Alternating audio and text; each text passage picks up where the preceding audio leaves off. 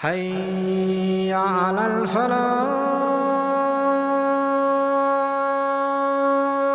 In this, there is a profound reality in the life of a Muslim who makes tawbah, or in the life of anyone who accepts this deen. When you return to Allah Azza wa Jal, you face a lot of difficulty. Whether you are a Muslim who is in sin, and they decide they want to change their life and they want to become obedient to Allah, or you are a non-Muslim who came into contact with the teachings of this deen and accepted this deen, as soon as you become serious about this deen, and you're serious about returning to your master, and really living like you're a slave, then you face a lot of problems. Your family gets in the way, your friends get in the way, your own old habits get in the way, your society gets in the way, everything around you gets in the way. Maybe even the way you used to earn your money wasn't halal, so you have to lose your money too. Maybe you have to lose your business too. You definitely lose your friends. You suffer, the relationships in family suffer. The marital relationship can suffer. The relationship with your kids or your parents can suffer. All these problems because you did what? Return to Allah. And all of these things are connected with being dissatisfied in life, aren't they? But when you are cut off from all of these things, and you return only to Allah, you find a tranquility you never found before. You know, I've met brothers before whose life was all about partying. They would go to clubs and drugs. Everything that they would think would bring them pleasure in life, they tried. They tried it, they did it. And then Allah brought them to the deen. And they said, man, after you return to Allah, that is a high I've never felt. Nothing compares. Nothing compares. There is no, at the end of any of these activities where you try to please yourself or you indulge in these sorts of things, right? This Hellenistic, lifestyle where you just live for pleasure. At the end of all of that, they are so, these are the people that commit suicides and stuff. They're never satisfied. They're never done. They can't get enough. And they think it's going to just bring them to an end, but they become enslaved to their own habits. Right? They don't even feel free. They say things like, I can't quit. What do you mean you can't quit? Like somebody there's a master over them telling them you can't quit. And that's how bad it's gotten for them. So you become free from all of that and finally you become satisfied. So irji'i ila rabbik. Radiyatan mardiyah. Two adjectives that are so incredibly beautiful. One, pleased. Pleased with who? With Allah. Why is that important? In this surah, did Allah speak about the one who's not pleased with Allah? The one who rebels against Allah and causes corruption? Then the one who Allah, when He takes some risk and calculates it, he becomes displeased with Allah. Now this nafs, because he's truly returned to Allah, he's just happy, just content with Allah. The world can go left to right, the sun can rise from the west too. He'll still be content with Allah, this slave of Allah. Then even more mardiyya, ism maf'ul. And you are pleased with, meaning your Lord is pleased with you too. You are pleased with Allah, and Allah is pleased with you. Return, you are so happy with me, and I am so happy with you, Allah is saying, subhanahu wa ta'ala to this. What an amazing gift. But that's not the only gift. He gives another gift after this. He says, فَادْخُلِي فِي عِبَادِي. Enter then in the midst of my slaves. The first gift was in the company of who? Allah Himself. Return to your Lord. The second gift is the company of the other slaves of Allah. This believer read about Ibrahim alayhi salam. He read about Adam alayhi salam. He read about Rasulullah sallallahu alayhi wasallam. And he read about Abu Bakr as-Siddiq radiallahu anhu. He read about these people and he said, man, I want to meet them so bad. And what does Allah say after He lets him meet Himself? He says, فَادْخُلِي فِي. Enter in the company of myself. Join. You're part of this group. You can go in. There's no exclusive access. There's no yellow tape, no security guard on the doors that no access here. This is first class only. Prophets and messengers only. No. فَادْخُلِي فِي عِبَادِي. فَادْخُلِي فِي عِبَادِي. And in comparison to that, what is last? What's the last thing He mentions? وَادْخُلِي جَنَّتِي. Enter my Jannah. In comparison to these gifts, Allah put Jannah last. SubhanAllah. Now, the last comment about this Jannah. Allah didn't say, وَادْخُلِ الْجَنَّةِ. Enter paradise. He says, Jannati. Enter my paradise. Enter my Jannah. Meaning Allah is, almost as though Allah Azza wa Jal wants to show him what special arrangements in Jannah He has made for this one individual person. He's not even talking to the ummah at large. This address is individual. فَادْخُلِي إِرْجِعِي وَادْخُلِي. Individual. Allah individually addresses the person who enters Jannah and says, come, let me show you my Jannah that I've given to you. وَادْخُلِي جَنَّتِي. Enter my Jannah. SubhanAllah.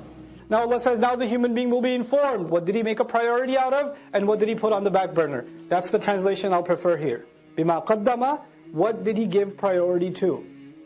What took taqdeem for him? What was priority number one? What took precedence? وَمَا أَخَّرَ, and what could wait? What were the things that you put on the back burner? The crime of the human being isn't necessarily that he doesn't do a good deed. The human being says, it can wait. I can do it later.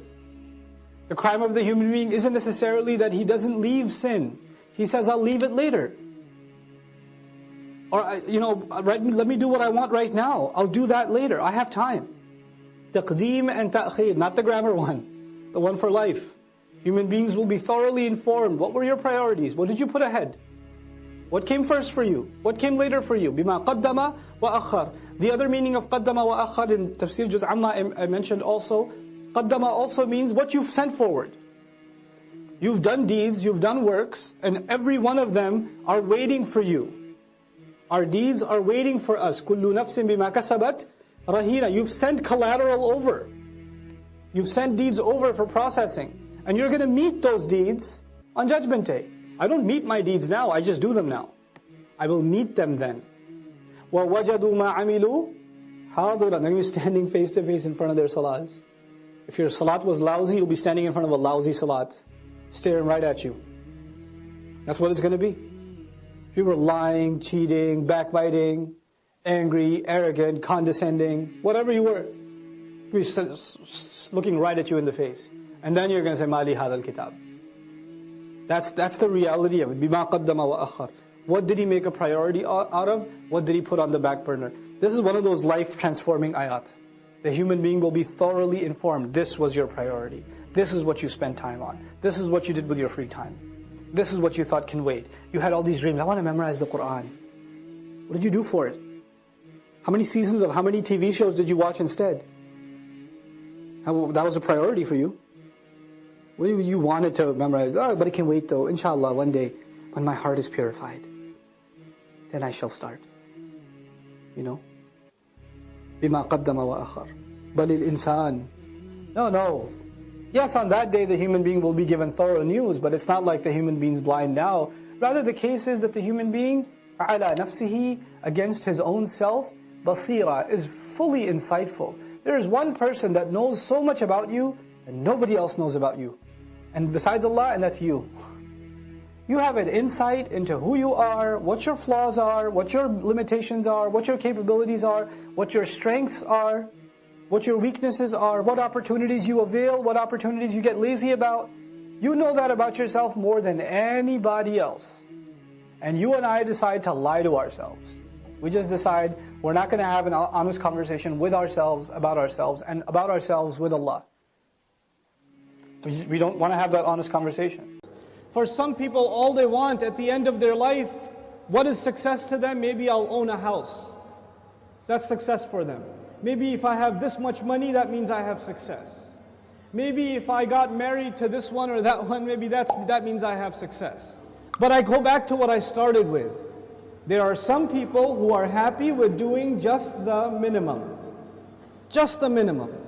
But I'm here to tell you, the young people in the audience today, Allah has blessed you, and I'm telling you, He expects great things from you. He does not expect the minimum from you. There are so many Muslims, the only thing left of Islam is their name. That's the only thing left. They don't care about salat, they don't care about halal and haram. They're far from this deen. What can I do to further this deen? What can I do I shouldn't just be happy that so many people come and attend Jumu'ah. Does that mean everybody's heart is clean? Does that mean that we don't need any more reminder? Is that what that means? Or are there evils in our society? Are there youth that are turning towards drugs? Are there young people that are just living their life for no purpose? All they do is play video games and watch movies and go to sleep. And if you ask them for a purpose, they say, I want to graduate and get a job. Is that a goal? Get a job? Allah gave us such higher goals. Your job itself is a means to a higher end. But you know what? We are living in strange times. The people who need the da'wah the most today are the Muslims themselves. But even if you get a good job, but you don't do your job. You got the job, but you show up late every day. You got the job, but you don't finish any projects. You're sitting there at the desk wasting your time. You're going to lose that job. somebody else will come and do it for you. You will not keep that job even if you qualified. Qualifications are not enough. You have to do the work. Allah Azza wa Jal is keep giving all of us, He's already qualified us. We are people of La ilaha illallah. We are already qualified. But that doesn't mean we're doing the work. If we don't do the work, if we don't concern ourselves, if we don't care, then you know what's going to happen. إِن تَتَوَلَّوْا يَسْتَبْدِلْ قَوْمًا غَيْرَكُمْ ثُمَّ لَا يَكُونُوا أَمْثَالَكُمْ. You turn away and Allah will replace you with a nation other than yourselves, and they will not be like you. They will not be lazy like you. And those are when young Muslim people have real iman, when young Muslims have real strength in their belief, then they have the power to change the world. They have the power to make the world a better place. But when young Muslim people don't have real iman, they don't have real conviction, then they are a waste of space. They are a waste of society, a waste of a generation. The only thing in their life, the most important thing in their life is when is the next movie coming out. The most important thing is when is the next iPhone coming out. The next most important thing is, man, I wish I had that car. That's it. Your life doesn't go any further than that. My teacher used to say that Islam is similar to climbing a mountain. You know, when you're climbing a mountain, you throw a hook and you climb. If you throw a hook not very high, then you will only reach that much. You can't reach any further. If your goal is money, if your goal is a six-pack, if your goal is a car, if your goal is a promotion, if your goal is entertainment, if your goal is girls, whatever your goal is, then you're only going to get that, you won't get anything else. But if your goal is something higher, to serve something more than yourself, you don't live a selfish life, you want to live for the sake of Allah and for the benefit of others, that's how you want to live, then you will benefit yourself definitely, but you will be honored in the eyes of Allah because you set your goal much higher. Our deen in this beautiful ayah, Allah Azza wa Jal describes it, قُلْ هَذِهِ سَبِيلِي. This is my path. A sabil is a path. And you know what? Allah did not say in this ayah, قُلْ هَذَا دِينِي. This is my deen. Tell them this is my religion. This is my Islam. This is my truth. This is my book. He didn't describe it with any other language except this is my path. And all of you know a path is like a journey. So Islam itself is being described as a journey in this ayah. What does that mean? That means in any journey you have to make progress, right? So even if you take one step, you are more closer to your destination than the day before or the step before. Every single moment you are making progress in a journey. And in this ayah, Allah's Messenger says, sallallahu alayhi wasallam, this religion of mine and this religion of yours and ours, Islam, is a journey, which means I am supposed to do something more for this deen than I did yesterday. And I'm supposed to do more tomorrow and more tomorrow and more tomorrow. I'm supposed to go further. Assalamu alaikum wa rahmatullah. If you enjoyed this video, please do share it with friends and family. If you want to see more videos from this series, click on the box at the top. If you want to see other videos, click on the box at the bottom. And don't forget to hit the subscribe button. Thanks.